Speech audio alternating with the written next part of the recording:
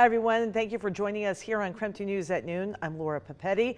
We appreciate you being with us today. We did get a small break from the snowfall today, or at least this morning. Meteorologist Thomas Patrick, he's joining us now live. And Thomas, I guess everyone wants to know what's next, especially as we head into the weekend. Yeah, Laura, in fact, that is where my attention is always focused. It's on that next storm system. So while today is quiet, Friday is quiet, and most of Saturday is quiet, it's Saturday night and Sunday is going to offer a huge amount of rain for the inland Northwest. And now, just within the last 10 minutes, we just got our first batch of now flood watches that are going into effect for areas that are kind of centered around Missoula. In fact, this came from the National Weather Office out of Missoula. I do think Spokane will follow suit in an update later on today just because of how much rain we are already forecasting with this next weather system. So this is primarily going to be a Sunday issue for us. So that's a day that we're going to declare as a weather impact alert day due to the threat for heavy rain and melting snow at the same time. That's right, all of this snow that's on the ground, of which we have 7 inches of such, that's going to start melting beneath about an inch worth of rain that's going to fall over this weekend. So flooding concerns are going to be at top of mind for this upcoming weekend. So that's going to be our primary issue. As for today, though, things are very much quiet, just overcast and cloudy for today. Things are going to stay wet on the ground, but we are at least above the freezing mark at the moment. Even if it is just by a degree, that just means things are not all that slippery out there. Just wet road conditions, wet sidewalks for now. But again, tracking a lot of rain for this weekend and a big time warm up as well. And coming up, we're going to show you how much rain is in the forecast for our area, and of course how warm those weather conditions are going to be, marking as a catalyst for this next storm. All right, my friend, thank you. This morning, a train collided with a car in Medical Lake, and KREM 2 Brandon T. Jones is here to tell us more about what happened. All right, we'll go ahead and take a look at this, because what you're checking out right now, I mean, the crews have made quick work of getting this whole situation nice and cleared up. That's the vehicle that was hit by the train. Once we got out here, we had a chance to speak with Spokane County Fire District 3. They told us that 2 people were involved. They got minor injuries and were quickly transported to the hospital. He described it as a relatively low impact type of accident. They shut things down for a few moments, but they were able to get that train, which was actually a bit longer. They were able to detach some of those carts, get that area cleared out, and the road was able to open back up here pretty quick. And again, as you can see, crews made quick work of getting this whole situation nice and cleared up. Again, what we do know is that 2 people were involved in the vehicle. And actually, I mean, just the van in itself doesn't look like it took on too much damage. It's not something you see very often here in the greater Spokane County area, but things are back open, officially cleared. For now, reporting here in Medical Lake, Brandon T. Jones, KREM 2 News.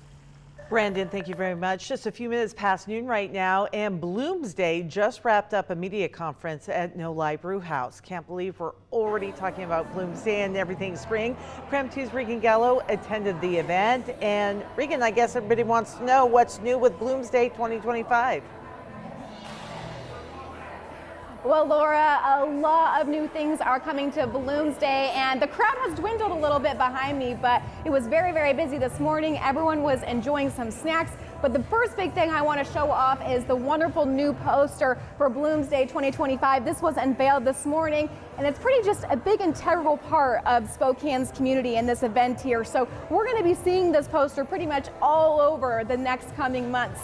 Now, a few new things coming to Bloomsday is a new partnership, and that's going to be Path of Hope Rescue, which is a local rescue here in Spokane, and they actually rescue mama dogs from Texas and no-kill shelters, and they bring those mama dogs up and they have those puppies born, and those puppies are then adopted throughout the Spokane community. They will be providing those Bloom's dog race kits for dogs that want to be a part of the race. They're going to get a matching wristband, they're going to get a matching collar, they're going to get a very, very fun treat, and your $10 donation will also go to Path of Hope Rescue. But the big thing I want to make sure everyone knows is dogs aren't actually allowed on the course. They can run the course the day before, or they can come spectate with their owner during the race. Now, one other big partnership is going to be the charity of choice this year. You can donate to Para Sports. That is also a very important thing to note. Para Sports is the charity of choice for Bloomsday 2025.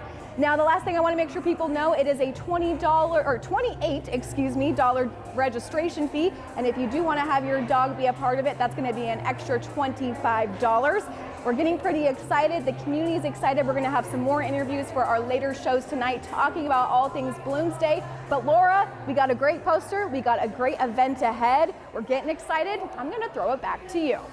I love it, Regan. Thank you very much. It is 12:06 right now. Lawmakers in Washington are considering making banks do more to protect their customers from fraudsters who trick people into spending money. So the new proposed bill calls for banks to immediately notify state authorities when they suspect financial exploitation of a vulnerable adult. And they'd have to put an internal flag on accounts with suspicious activity to warn others. The representative who made the proposal says it is the result of a Washington woman who had her life savings wiped out by a scam and then had her bank saying it had no duty to protect her. Some banks testified against the measure, saying they already have training and policies in place. I was blown away to think that you could lose your whole life savings from a fraudulent activity and really have no recourse. We recognize strong consumer protection laws, and we have concerns that the bill adds unnecessary burden and responsibility to the financial institution. The bill is now in the hands of the House Business and Consumer Committee. If the committee wants to keep it alive, they have to vote by tomorrow. All right, it is now at the peak of flu season, as many of you know. According to the CDC, cases of seasonal influenza remain elevated and continue to increase all across the United States. Washington has some of the highest number of flu reports, with Idaho not being far behind. We are also seeing elevated levels through the Spokane Regional Health District website. Influenza is well above the threshold for an epidemic in Spokane County. The health district says the outbreaks align with numbers reported in the 2022 to 2023 flu season.